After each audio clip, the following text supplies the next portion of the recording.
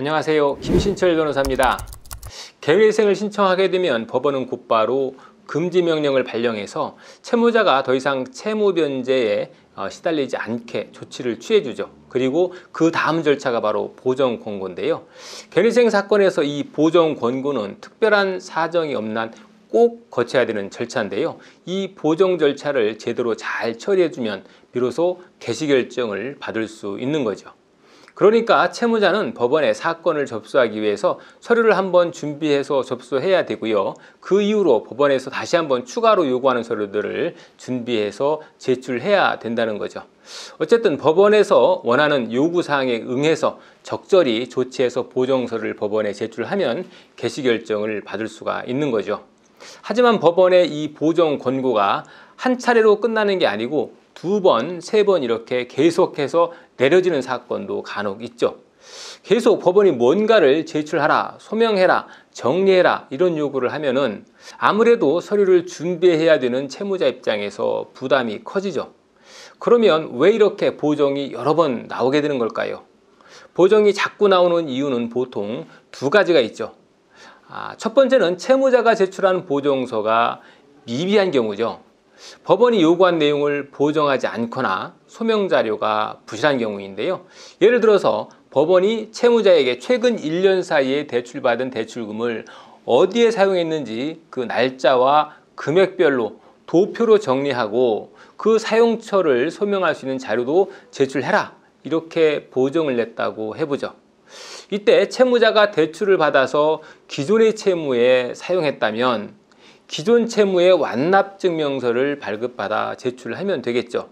그런데 그런 자료가 없이 그냥 어디 은행에 얼마를 갚았고 또 어디 카드 회사에 얼마를 갚았습니다. 이런 식으로만 보정하고 소명 자료를 제대로 첨부하지 않는다면 법원은 보정이 불성실하다는 이유로 재차 다시 보정 요구를 낼 수 있다는 거죠. 자, 그리고 두 번째로 법원이 사건을 검토해서 보정 권고를 한 번 냈는데 그 이후로 의구심이 드는 경우에 추가로 보정 권고를 낼 수가 있죠. 법원의 회생의원도 사람이다 보니 서명 검토를 하다가 깜빡 놓치는 경우가 있을 수 있는데요. 이런 경우에는 2회차 보정을 내려서 추가적인 소명을 요구할 수가 있는 거겠죠. 어쨌든 이렇게 보정이 여러 차례 나온다고 해서 사건이 기각되는 것은 아니고요. 그렇지만 보통 한 차례 보정만 제대로 하면 곧바로 개시 결정까지 받을 수 있는 사건을 두 번, 세 번 이렇게 계속 보정이 나올 정도로 서류를 미비하게 제출하면 마지막에 가서 회생위원이 채무자의 사건은 개회생 신청 불성실에 해당합니다.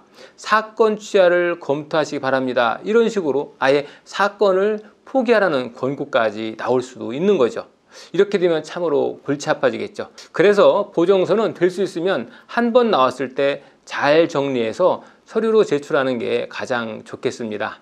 참고로 요즘 몇몇 법원에서는 일단 서류가 접수되자마자 바로 보정명령을 내리는 경우가 있는데요. 이런 법원들은 아예 10장이 넘는 보정명령 서류를 만들어 놓고 기계적으로 보정을 내기도 하죠. 그러니까 회생위원이 채무자의 서류를 검토하기 전에 일괄적으로 똑같은 보정을 내는 경우인데요. 개회생 신청 서류가 워낙 미흡하게 들어오는 경우가 많다 보니까 보정명령으로 처음에 서류를 바로잡게 만든 다음에 보정서가 들어오면 그때 검토하겠다 그런 취지로 보이는 거죠. 법원이 기계적으로 보정을 내니까 채무자 입장에서도 이건 그냥 대충 해도 되겠구나 이렇게 생각하시는 경우가 있는데요. 그렇게 하지 마시고 그 보정 명령에도 충실히 대응하셔야 됩니다. 일반적으로 개회생 신청 당시에 제출한 서류를 또 내라고 하면 개회생 신청 당시에 기제출하였습니다 라는 형태로 조목조목 항목별로 일일이 전부 다 대응을 해 주셔야 다음 보정에 고생하지 않고 진행할 수 있으니까 참고하시기 바랍니다. 김신철 변호사였습니다. 감사합니다.